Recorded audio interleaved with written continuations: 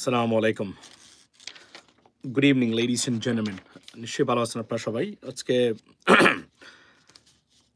আজকে কথা বলতে চাই বাংলাদেশের আম অর্থাৎ পতিত স্বৈরাচার সরকারের সাবেক প্রধানমন্ত্রী বা নেত্রী যিনি শেখ হাসিনা, উনার যে গতকালকে যে আদেশ হয়েছে, সেই আদেশের ফাঁসির যে আদেশ হয়েছে, সেই আদেশের আম নিয়ে বিশ্বব্যাপী প্রতিক্রিয়া সৃষ্টি হয়েছে আওয়ামী লীগের ভিতরে এবং আপনার আম উনি এবং তারা আরও কঠোর আন্দোলনের হুমকি দিচ্ছেন বর্তমানে এবং লং মার্চ টু যমুনা এই ধরনের প্রজেক্ট হাতে নিচ্ছেন Awami League.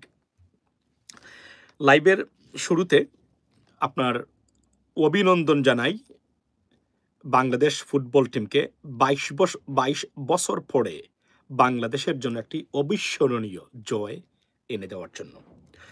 It's a moment, it's like a historical moment upon historical moment বাংলাদেশের জন্য। এবং আমি জানি না এটা কোইন্সিডেন্ট কিনা নাকি নিয়তির একটা সেট আপ। আজকে ভারতকে পরাজিত করে গতকালকের পরে আজকে ভারতকে পরাজিত, এটা বাংলাদেশের জন্য আরো একটি গ্রেট মোমেন্ট এবং এটা it is an edition. Ladies and gentleman, please enjoy and celebrate it because it got to be celebrated. এটা একটা অবিস্মরণীয় জয়। ২২ বছর পরে ভারতকে পরাজিত করেছে বাংলাদেশ ফুটবল টিম, আপনার এশিয়া কাপ বাছাই পড়বে। আবারও অভিনন্দন নতুন বাংলাদেশ ফুটবল টিমকে উজ্জীবিত করার জন্য এবং জাতির এই মহাক্ষণে বা মহালগ্নে আরও একটি সুসংসের মানুষকে উপহার দেওয়ার জন্য বাংলাদেশ ফুটবল টিমকে অভিনন্দন জানাই। আপনারাও নিশ্চয়ই আমার সাথে জয়েন করবেন। Please join with me two congratulate our football team for like a historical win over India, ladies and gentlemen. So আজকে আপনারা জানেন যে বাংলাদেশে গতকালকে শেখ হাসিনার যে রায়, সে রায়ের পরে সারা বিশ্বব্যাপী প্রতিক্রিয়া সৃষ্টি হয়েছে। প্রতিক্রিয়া বলতে গেলে এই প্রতিক্রিয়াতে সবই ইন্ডিয়ান মিডিয়ার বাহিরে সবই নেগেটিভ ফর শেখ হাসিনা বা আওয়ামী লীগের জন্য। যদিও তারা এটাকে পোট্রে করার চেষ্টা করেন, এটা স্বাভাবিক, এটা তারা চাইবেন এবং এটাই তারা করা উচিত। এর বাহিরে কিছু করতে পারবেন না তারা। ভারতের পত্রিকাগুলা বা ভারতের নিউজ পেপারগুলা আপনার দেখলাম যে রিপাবলিক বাংলা শেখ হাসিনাকে নিয়ে নানান ধরনের আপনার কথাবার্তা বলছে এবং সবচেয়ে গুরুত্বপূর্ণ জিনিস হলো যে আমাদের আন্তর্জাতিক মানের খাটাস, নোয়াখালীর বিখ্যাত খাটাস, বাংলাদেশের বা পৃথিবীর অন্যতম রাজনৈতিক খাটাস ওবায়দুল কাদের বলেছেন লং মার্চ টু যমুনা তারা ঘোষণা করতে চান এবং শেখ হাসিনার নির্দেশ পেলেই তারা এইটা ঘোষণা করবেন এবং সেটা তারা বাস্তবায়ন করবেন। লং মার্চ টু যমুনা, আপনি কল্পনা করেন শাটডাউন। এখানে বক্তব্যটা আসছে অনেক আওয়ামী লীগের মানুষ যারা, আমি আরো বলি যে আওয়ামী লীগ বা ভারত, শেখ হাসিনা আমার কখনোই দুশ্মন নয়, তবে আমার দেশের মানুষের বিপক্ষে অবস্থান নেওয়ার ক্ষেত্রে ওই পার্সপেক্টিভে আমার দুশ্মন। That is the bottom line. So আপনার সবচেয়ে আলোচনার বিষয় যেটা অনেক আওয়ামী লীগ নেতা যারা বলছেন সেটা হলো যে আল্লামা দেলোয়ার হোসেন সাঈদীকে ফাঁসি দেওয়ার পরে যে ধরনের প্রতিক্রিয়া সৃষ্টি হয়েছিল, এতটা কঠিন এবং কঠোর পরিস্থিতির মধ্যেও মানে সাধারণ মানুষ এবং মানে তার দলের মানুষের ভিতরে তার যদি আপনার 0.001%ও থাকতো আওয়ামী লীগের এই আপনার শেখ হাসিনার এই রায়ের পরে, তাহলে কোনো দুঃখ ছিল না। অর্থাৎ প্রশ্ন হলো যে শেখ মুজিবুর রহমান সাহেব হত্যার পরে 1975-এ যেভাবে আওয়ামী লীগের ভূমিকা ছিল, ঠিক একই ভূমিকা আওয়ামী লীগের নেতাকর্মীরা পালন করেছেন শেখ হাসিনার এই রায়ের পরে। আপনি বলবেন যে আমি কি এটা উস্কিয়ে দিচ্ছি? না, এটা উস্কিয়ে দিচ্ছি না। এরপরে আমি এটাই আওয়ামী লীগের যারা আছেন তাদেরকে বোঝাতে চাই যে আপনারা দেখেন আপনাদের পজিশনটা কোন জায়গাতে আছে। আপনি কল্পনা করেন যে এত বড় একটা ঘটনা ঘটে গেল, অথচ মাত্র ১.৫ বছর হয়েছে যেখানে লুটপাটতন্ত্রে ফ্যাট ভর্তি আওয়ামী লীগের নেতাকর্মীরা যুক্তরাষ্ট্র এবং যুক্তরাজ্যে কয়েকজন মানুষের মিলে মানে এই আপনার অম্বিথম্বি সহ মানে সারা আর কোনো জায়গায় কোনো প্রতিক্রিয়াই নাই। এটার কারণে আমি শেখ হাসিনাকে এতটুকু বলবো যে আপনি রাজনীতি করেছেন সারা জীবন, আপনি বলেন মানুষের জন্য রাজনীতি করেছেন। যদি মানুষের জন্য রাজনীতি করতেন, আপনার দলের মানুষ না দাঁড়ালেও সাধারণ মানুষ দাঁড়াতো, যেভাবে দাঁড়িয়েছিল আল্লামা দেলোয়ার হোসেন সাঈদী সাহেবের মানে আপনার এই রায়ের পরে। এটা আপনাকে বুঝতে হবে। এবং আপনি দেখেন ইভেন বেগম খালেদা জিয়ার রায় যখন ঘোষণা করলো, বিএনপির নেতাকর্মীরা এটা প্রতিক্রিয়া যেভাবে দেখিয়েছেন, আপনার ওরাকে যখন জেলে নেয় সাধারণ মানুষের ভিতরেও অসন্তুষ্টি এবং প্রতিক্রিয়া আপনি দেখেছি। কিন্তু মানে শেখ হাসিনা, আপনাকে আজকে বলি, আপনি গিয়ে মানুষের কাছে জিজ্ঞেস করেন, আপনারা তো বলছেন 50%, 60%, 50% 60% যদি আপনাদের সাথে মানুষ থাকতোই মানে শেখ হাসিনা, তাহলে তো আপনি নির্বাচনে রাতের ভোট দিনের ভোট রাতে করতে হতো না। আপনার এমন জুচ্ছুরি, খুন, গুম, আয়নাগর এবং সিক্রেট ডিটেনশন সেন্টার বানানোর প্রয়োজন ছিল না। আপনি এমনিতেই ক্ষমতা থাকতে পারবেন। কিন্তু এখানে আপনাদের বলছি আবারও যে উশৃঙ্খল মানুষ যারা আছে তাদের পরিণতি কি হতে পারে তার একটা উৎকৃষ্ট উদাহরণ হলো, এবং বেয়াদব মাইন্ডেড যারা আছেন তাদের পরিণতি কি হতে পারে সেটা হচ্ছে আমরা শেখ হাসিনাকে আমি মনে আছে আওয়ামী লীগের কেউ যদি দেখে থাকেন আপনাদের মনে আছে আমি বলছিলাম যে বেগম খালেদা জিয়াকে জেল থেকে মুক্তি দিন, সব মাফ করে দেন, তারেক রহমান সাহেবের মামলা মাফ করে দেন, দিয়ে বিএনপিকে বিরোধী দল, যেহেতু জামাত ছিল না তখন, বিএনপিকে বিরোধী দল হিসেবে দাঁড় করান আপনি তাদের সাথে আলোচনা করে। কেননা মির্জা ফখরুল ইসলাম আলমগীর সাহেবরা একটু হলেও আওয়ামী লীগের প্রতি তাদের পজিটিভ মনোভাব সবসময় ছিল, আছে এখনো। সুতরাং আপনি পারবেন, এবং ডেসপারেট ছিল বিএনপি তখনকার সময়। একটা বড় বিরোধী দল হিসাবে বিএনপিকে দাঁড় করাতে পারতেন, যেহেতু জামাত তখন ছিল না, তখন ব্যান করে দিয়েছিলেন আপনারা। এরপরে কি হতো? এরপরে আপনি আবার ক্ষমতা থাকতে পারতেন একটা নির্বাচন দিয়ে। সেটা তো জান নাই, মনে করেছিলেন সব ধ্বংস, জামাতকে ধ্বংস করবেন, বিএনপিকে ধ্বংস করব, সব দিয়ে আমি আমার বাবার মতো আমি এবার বাংলাদেশের মালিক।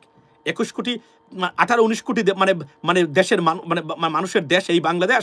এগুলা কি মানে আপনারা কি শুরু করছেন এগুলা? আজকে বলেন লং মার্চ, কাউকে ছাড়বেন না, ধরবেন না, সিঁড়ি ফেলবেন, কেটে ফেলবেন। তাহলে আপনি যদি খালি সিরাতে আর দরাতে থাকেন আপনারা, তো দেশের মানুষের মানে অবস্থাটা কোন জায়গাতে যাবে? আমি আপনারা সাধারণ মানুষ যারা এখানে 700-800 মানুষ আছেন, আপনাদের উদ্দেশ্যে আমার বক্তব্য, লেডিস এন্ড জেন্টলম্যান, তারা যদি এই রাজনীতিবিদরা যদি খালি সারা এবং দরার ভিতরে থাকে, তারা তা আপনারা যাবেন কোথায়? মানে পৃষ্ঠ কারা হচ্ছে সাধারণ মানুষ। এটার সমস্যার সমাধানটা কোথায় এটা খুঁজে বের করতে হবে বাংলাদেশের মানুষ যারা আছেন। বাই দ্য ওয়ে বলে রাখি, do not forget to subscribe এবং আপনার নোটিফিকেশন দিয়ে রাখবেন যেন আমি আপনাদেরকে লাইভে গেলে পাই। এই সাহায্যটা আমাদেরকে করতে হবে, যেহেতু আপনারা চান আমরা সবসময় থাকি, না থাকলে তো আপনারা দেখতেন না। তো আমার বক্তব্য এই জায়গাতে, লেডিস এন্ড জেন্টলম্যান, আমি আপনাদেরকে বলছি, তারা যদি এইভাবে যদি খালি মানে ধরেন আমি ধরবো আপনি ছাড়বেন, তাহলে বাংলাদেশের 21 কোটি মানুষ, আমি ধরলাম 21 কোটি বলছেন তারা, এটা তো অরিজিনালি তো কত সম্ভবত 17-18 কোটি তারা বলেন, ধরেন, তাহলে বাংলাদেশের মানুষ যাবে কোথায়? এটা আমি জিজ্ঞেস করতে চাই আপনাদেরকে। আপনারা যে রাজনীতিবিদরা, এই দুর্বৃত্তায়িত রাজনৈতিক ব্যবস্থা এবং এই যে নরপিশাচের এবং এই দুর্নীতিগ্রস্ত এবং কমপ্লিটলি ব্যর্থ এবং ফেইল পলিটিক্যাল সিস্টেমে আপনারা যে আজকে 54 বছর পরেও আপনারা এখানে ইমপ্লিমেন্ট করে রেখেছেন, সাধারণ মানুষের মানে জায়গা কোথায়? আপনারা তো, এবং আমি আজকে বাংলাদেশের মানুষ যারা আছেন, মা বাবা সবাইকে বলছি, একটা যুদ্ধের ভিতরে যাচ্ছেন আপনি আপনার সন্তানদেরকে নিয়ে।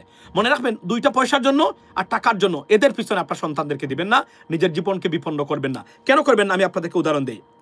তাদের সন্তানরা একটা দেখান, আপনি একটা আওয়ামী লীগের 300 জন এমপির কয়জন এমপির সন্তানরা বাংলাদেশে আছে আমাকে দেখান। শেখ হাসিনা বাদ দিলাম, বড় বড় লিডার যারা আছেন তাদের কথা বাদ দিলাম, আপনি দেখান তাদের সন্তানরা এখন কোথায়?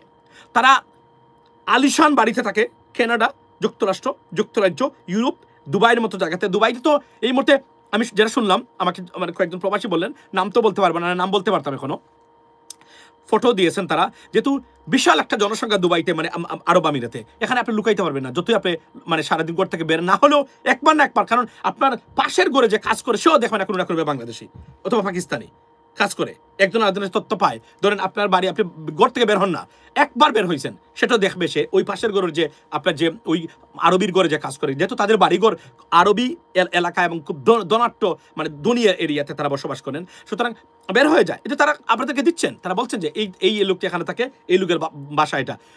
তারা যারা বিদেশে আসতে পারেন নাই, মানে মানে সাথে সাথে তারা কি আলিশান অবস্থায় তারা বসবাস করেন। আপনাদের সন্তানরা বাংলাদেশে কেউ নাই। আপনাদের সন্তানরা এক একটা সন্তানকে, আমি একজন রাজনীতিবিদ দেখলাম, তার 2টা সন্তান, 2টাকে 2টা বাড়ি দিয়েছেন, 2টা গাড়ি দিয়েছেন, ইভেন বাংলাদেশের এখানে বসবাস করে একজনকে কাজের মানুষ এখানে যুক্ত করে দিয়েছেন, কারণ সে যে টাকা পায় এই টাকাটা তার অন্যান্য কাজ করে যে টাকা পায় সেই টাকার সমান পাচ্ছে, তাহলে তার সমস্যা কি? তার সমস্যা নাই। এই হলো বর্তমানে বাংলাদেশের রাজনৈতিক অবস্থা। ভাই, গ্রামীণ ব্যাংক থাকবে না। আচ্ছা, আমি আসছি। সো আপনাদেরকে বলি যে রুখে দাঁড়ান, এই রাজনৈতিক ব্যবস্থার বিরুদ্ধে আপনারা রুখে দাঁড়াবেন, এটা আমি আপনাদেরকে অনুরোধ করি, কারণ এরা আমাদেরকে কখনোই শান্তিতে থাকতে দেবে না যতক্ষণ পর্যন্ত এই রাজনৈতিক ব্যবস্থাকে আপনারা একদম মানে নিঃশেষ করে না দিতে পারবেন। আমি তোকে মনে করি না আপনাদের এবং আপনাদের সন্তানদের কোনোভাবে মুক্তি আছে। আচ্ছা, চট্টগ্রাম বন্দর দিয়ে কিছু বলেন, আপনার মতামত জানতে চাচ্ছি। চট্টগ্রাম বন্দর বিষয়ে কি এটা আপনি আমাকে জানাবেন। চট্টগ্রাম বন্দর বিদেশিদের হাতে যেতে হবে, বিদেশি কোম্পানি এটাকে রান করতে হবে, এর কোনো বিকল্প নেই। আপনারা কোনো রাজনৈতিক নেতৃবৃন্দের কথা শুনবেন না, এরা জানে না, অথবা এরা ইচ্ছাকৃতভাবে এখানে লুটপাট করার জন্য এগুলা বলে। সারা পৃথিবীতে উন্নত। আপনি দেখেন বন্দর ব্যবস্থাপনা কতটা ইম্পর্টেন্ট। ইসরায়েলের মতো দেশের বন্দর ব্যবস্থাপনায় যুক্ত মানে মানে আরব আমিরাতের মুসলিম ডিপি ওয়ার্ল্ড মতো কোম্পানি। তা আপনি বুঝতে পারেন যে আপনি অথচ টেকনোলজিতে they are the number 1 in the world right now, right? Israel is a country, they have a serious most advanced technologies in the world. সেই দেশ, they have given DP World to run their ports. Think about that. মানে কতটা important এগুলা। আমি এগুলা আবার বলি, আমি ক্যাপাসিটি বিল্ডিং এর জন্য সবসময় বিদেশিদের উপর এখন নির্ভর করতে চাই। সাথে সাথে বাংলাদেশের মানুষ যারা আছেন তাদেরকে ট্রেনিং দিয়ে আমরা তাদেরকে বানাতে চাই যে তারাও যেন আপনার কি বলে এটাকে মানে আপনার ক্যাপাসিটি বিল্ডিং করতে পারে, লেডিস এন্ড জেন্টলম্যান। আচ্ছা, ফজু পাগলার ব্যাপারে কিছু বলেন। ফজু পাগলার ব্যাপারে আমার বক্তব্য হলো এই জায়গাতে যে তাকে যদি রাজনীতিবিদ বলেন, তো আপনি যে মানুষ হিসাবে রাজনীতি জানেন যে এইটার প্রতি আপনি অবিচার করবেন। আপনি দয়া করে আমার অনুরোধ, আপনি এই অবিচারটা করতে যায়েন না। আপনার বিবেক এবং রাজনৈতিক প্রজ্ঞার মানে এ রাজনীতিবিদ না, একটা ভ্রান্ত ধারণার সাইকোপ্যাথ। সারাদিন এখন ৭১ নিয়ে পড়ে আছে। আজকে ২০২৫ সাল, ৫৪ বছর পরেও এই মানে বালসাল নিয়ে, আমি sorry for my language, please forgive me ladies and gentleman, এটা ক্ষুব্ধ মানে আমার খুব প্রকাশ করার একটা মাধ্যম। এগুলো নিয়ে পড়ে থাকার সময় কোথায় আমাদের? তাহলে এই দেশের কোথায় কি হবে? ৫৪ বছর পর্যন্ত আপনারা একটা এই সমস্যার সমাধান করতে পারলেন না। এখন এসে আপনি আমাকে ৭১-এর এই রাজাকার আলবদর এর মুখ স্টিচ আপ করা দরকার ফজু পাগলার, এবং একে লাইভে নিয়ে আসেন। ওনাকে আমি দেখছি আমাদের মানুষ যারা আছেন তারাও নিয়ে আসেন। তার কাছ থেকে কি শেখার আছে আমি জানি না, তারা কেন আনেন। এই জন্য ফজু পাগলাকে যারা নেয় লাইভে, সবার মানে চ্যানেলের অবস্থা খুবই ভয়াবহ। আর মাসুদ কামালকে একটা চ্যানেলের মানে দুর্দশার মানে বাইরে থেকে আসতে পারতেছে না ফজু পাগলাদেরকে যারা নেয়। কারণ এদের কথা তো মানুষ, এদের তো কোনো জ্ঞানগর্ব কোনো বক্তব্য নেই। এরা হচ্ছে একটা চামচামি। আর ফজু পাগলাকে যদি কেউ সুস্থ মস্তিষ্কের মানুষ মনে করেন, আমি আবারও বলছি, আপনি আপনার জ্ঞান গরিমা প্রজ্ঞা হোক আপনি ৫ম শ্রেণী পর্যন্ত পাস, এর প্রতি অবিচার করবেন। এই অবিচারটা আপনি করতে পারেন না। আপনার মা বাবা আপনাকে জন্ম দিয়ে এই জায়গায় বড় করেছে। You can not do that, you should not do that, right? একটা ভ্রান্ত ধারণা। এরা কোনো রাজনীতিবিদের দ্বারে কাছে পড়ে না, কোনো সংঘাতে পড়ে না।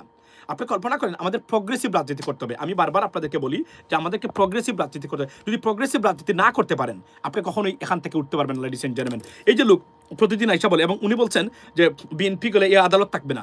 এটা কত বড় অদ্যতপূর্ণ আচরণ আপনি দেখেন, রাইট? বিএনপি গেলে নাকি এ মানে থাকবে না। বিএনপি কি এরা বলেছে বিএনপি এই কাজ করবে? কখনো জীবনে বিএনপি কাজ করবে না। আমি গ্যারান্টি দিতে পারি, বিএনপির পদস্থ কেউ আমি না, আমি গ্যারান্টি দিতে বিএনপি কাজ করবে না। আচ্ছা, এখন সে বলতেছে, এবং এটার জন্য তাকে আমি মনে করি তাকে গ্রেফতার করা দরকার এই কথাটা বলার জন্য। তাহলে আমার প্রশ্ন হলো, আমি আপনাদেরকে জিজ্ঞেস করতে চাই, বাংলাদেশের মানুষ যারা আছেন, তাহলে এই ১৪০০ মানুষ জাতিসংঘের দ্বারাই, জাতিসংঘের তদন্তেই প্রমাণিত, এদের হত্যার দায় নিবে কে? কে নেবে হত্যার দায়? মানে রাজনীতিবিদ হলেই আপনি পার পেয়ে যাবেন, মামলা হলে আপনার সরকার আসলে আপনি এটাকে কোয়াশ করে ফেলবেন, বাতিল করে ফেলবেন, স্থগিত করবেন, প্রত্যাহার করে ফেলবেন। তাহলে অপরাধ করবেন। এই দেশটার কতদিন এই দুর্বৃত্তদের কাছে জিম্মি থাকবে? এটা আমি আপনাদের কাছে জানতে চাই, লেডিস এন্ড জেন্টলম্যান। আর কতদিন এই দুর্বৃত্তদের কাছে জিম্মি থাকবে এই দেশটা? এটা আমি আপনাদেরকে প্রশ্ন করতে চাই। আর কতদিন এভাবে? সে বলে আমি করি নাই, অপরাধ করে যাওয়ার পরে বলে এটা পলিটিক্যালি মোটিভেটেড, এটা হয় নাই, সেই হয় নাই, এই হয় নাই, বিচার তার কন্ট্রোলে থাকে। তাহলে এই যে এত মানুষকে খুন খারাপি করলো, লুটপাট করলো, আমার টাকা এখন আটকানো আছে ব্যাংকে, তো এদের বিচার আসলে কে করবে? This is a completely dysfunctional, দূষিত এবং পয়জনাস একটা মানে মানে আপনার এই দুর্বৃত্তায়িত একটা রাজনৈতিক ব্যবস্থা। এবং এই দুর্বৃত্তদের হাত থেকে যদি বাঁচতে চান বাংলাদেশের মানুষ, I request all of you, ladies and gentlemen, wake up, raise your voice. A proper democracy and institutional reforms can save the nation, can build up a better future for you and for your kids and for your generations, ladies and gentlemen. Apart from that, you have no alternative. That's what I'm saying. Look at what's happening in the United States, right? Look at New York. 27 billionaires were against Mamdani, but he won it. How did he win? He won because of one of the most sophisticated and superior and excellent democratic system in place, ladies and gentlemen. That's why he won. He's not because, I don't know what he's going to do, but at least he won because system. Do and implement the same system in your country. Then you can relieve, or you can get some remedies from this kind of, graceless political systems, ladies and gentlemen. Apart from that, there is no hope. এটা আমি আপনাদেরকে নিতে বলতে পারি। By the way, এখানে আবারও বলছি যে এখন ধরেন লং মার্চ করবেন। কেন আমি আওয়ামী লীগকে বিরোধিতা করেছিলাম জানেন?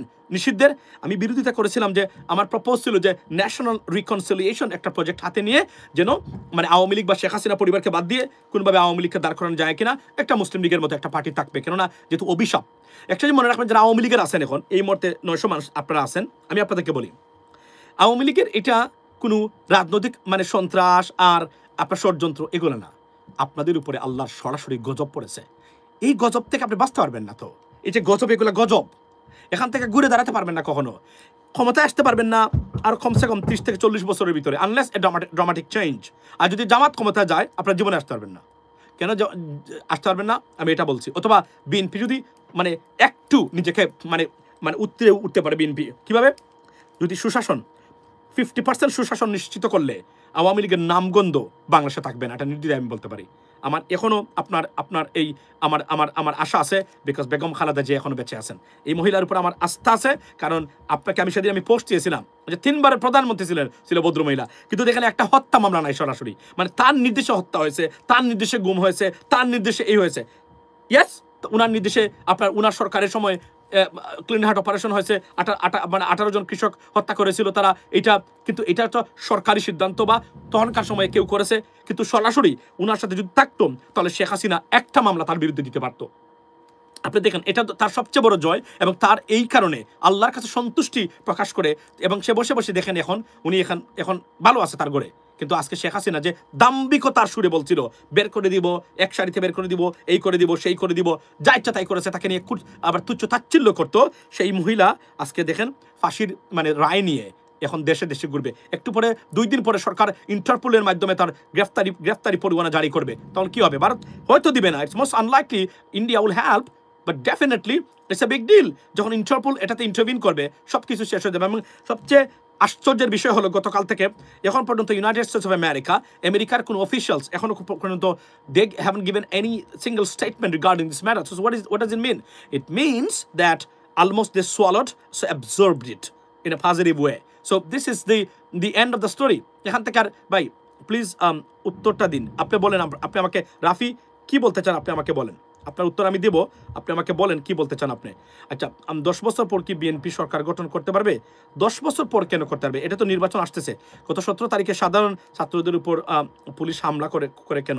আচ্ছা, আমি এখানে একটা জিনিস বলি, যে ধরেন 32 নম্বর বাংলাতে গেছিলেন যারা ইমোশনাল, তারা 32 নম্বর বাংলেই কি এখন মানে ধরেন শেখ হাসিনার প্রতিশোধ তো এটা একটা গোয়ার একটা ভাষা, একটা ঐতিহাসিক স্থাপনা, এটার বিরোধিতা আমি করেছি আগে বলি। আমি করেছি আমার অন্য জায়গার কারণে, অন্য সেন্টিমেন্টের কারণে, বা ধরেন পলিটিক্যাল থটের কারণে। আমি মনে করি না এটা করলেই এখানে এই যে কি বলছে, যে আর্মি অফিসার বলছিল যে সারা দেশে যাদের অস্তিত্ব আছে এটা বাংলি কি সব শেষ হয়ে যাবে, এটা লজিক্যাল হতে পারে, কেননা আওয়ামী লীগের মানুষ তো এখন আছে, কিন্তু একটা বুঝতে হবে এটাকে প্রমোট করা যাবে না কখনোই, মনে রাখবেন। এবং আজকে নেদারল্যান্ডের মন্ত্রীর সাথে সরাসরি ডক্টর মোহাম্মদ ইউনূস বলে দিয়েছেন আওয়ামী লীগ আগামী নির্বাচনে অংশগ্রহণ করতে পারবে না, it's over for Awami League, that's what it is. At least এই জায়গাতে, এবং আমি মনে করি যে এখন আরো কঠোরভাবে আইন প্রয়োগ করা দরকার, জনগণকে ঐক্যবদ্ধ থাকা দরকার, বিশেষ করে বিএনপি বা জামাত, এবং আমি যদি বলি এনসিপি যারা আছেন সবাইকে বলি, guys make sure that for the greater interest of our country, guys, be united. I mean, stay on the same page for the betterment of our country and the nations.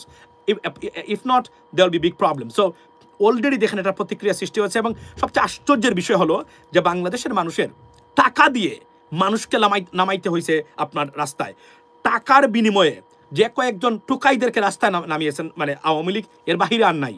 সত্যিকার অর্থে যদি শেখ হাসিনাকে তারা ভালোবাসতো, আমি ডেফিনেটলি বলতে পারি আপনাদেরকে, আপনারা মানুষ কিছু হলো তাদের ভালোবাসার কারণে এটা অন্যায় হলে নামতো, কিন্তু তারা নামে নাই। কেন নামে নাই? তারা জানে উনি অন্যায় করেছেন, এই কারণেই তার এই পরিণতি। বিশেষ করে আমি খুব আমি হতাশ যে আসাদুজ্জামান কামালের মতো ব্যক্তি আর আনিসুল হক, এদের রায় আমরা দেখতে চাই। শেখ হাসিনার চেয়ে এই দুইটা কষাই মানে বুচার যেগুলো আমরা বলি, সবচেয়ে বড় একটা যদি কল্পনা করেন, ladies and gentleman, by the way বলে রাখি, ডু নট ফরগেট আপনারা চ্যানেল ইউএস বাংলা সাবস্ক্রাইব করবেন এবং নোটিফিকেশন দিয়ে রাখবেন, এটা it's your responsibility, ladies and gentleman. So একটা জিনিস বলে রাখি আমি, সেটা হচ্ছে যে আপনি দেখেন এই আনিসুল হক, কল্পনা করতে পারছেন সে কি করেছেন? সে একটা আইনমন্ত্রী ছিল, বিবেক তার কোথায় ছিল? মানে এতটা বিবেকহীন আইনমন্ত্রী এবং করাপ্টেড আইনমন্ত্রী আমি আমার জীবনে কোথাও আছে বলে দেখি নাই। আইনটাকে একদম পিষে দিয়েছে তার মনের ইচ্ছা মতো। একটা কসাই এবং সে জেলে আছে, তার রায়টা অনতিবিলম্বে আমরা দেখতে চাই এবং সেটা পালন করা হোক। অনেস্টলি স্পিকিং এটাই মানে দরকার। এখন ধরেন ভাই 33 নাম্বারে টয়লেট বানানো হবে, 33 নাম্বার মানে 32 নাম্বার 33 নাম্বার। আমার একটা ভুল হয়েছে কি জানেন, এবার আমি দেশে গেছিলাম, আমি 32 নাম্বারটা মানে ভিজিট করার সময়টা পাই নাই। ঢাকাতে ছিলাম কয়েকদিন, এটা এটা তো হিস্টোরিক্যাল প্লেস, ডেফিনেটলি ভিজিট করা উচিত ছিল, কিন্তু আমি সেটা সময়টা আমার ভুলেও গেছিলাম দৌড়ের উপরে মানে থাকার কারণে। এটা আমার দেখা উচিত বলে আমি মনে করি। আমি আবারও বলি যে আওয়ামী লীগ এই যে বয় দেখিয়ে লং মার্চ করে সন্ত্রাসী কাজ করে বাংলাদেশে কখনো ফিরতে পারবে না, ইটস ওভার। এটা ফিরতে গেলে যেটা করতে হবে সেটা হচ্ছে যে কোনো স্ট্র্যাটেজি যদি থাকে কোনোভাবেই, তবে শেখ হাসিনা এবং শেখ পরিবারকে নিয়ে আওয়ামী লীগ বাংলাদেশে ফিরতে পারবে না, অলমোস্ট ইম্পসিবল।